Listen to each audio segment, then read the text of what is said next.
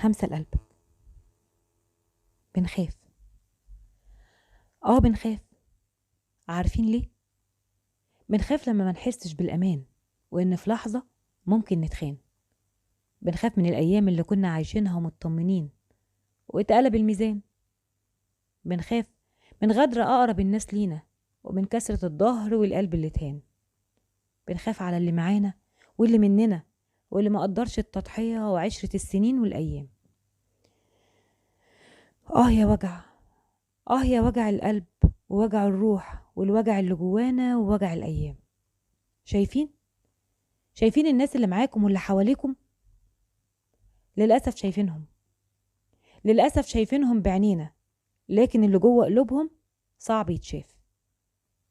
كان في حبايب، والله كان في حبايب، وخانوا وهانوا واتبدلوا وأصبحوا أغراب.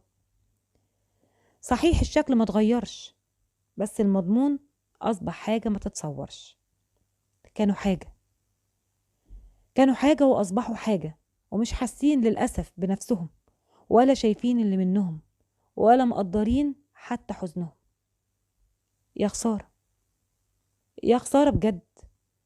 كنا فاكرين إنهم هيبقوا باقيين وفي حياتنا منورين، والحب حبايبهم مقدرين، لكن بعزم إيديهم رموا، ومش شايفين إنهم غلطانين. نفسي يفوقوا لنفسهم، علشان هم متغميين ومش شايفين.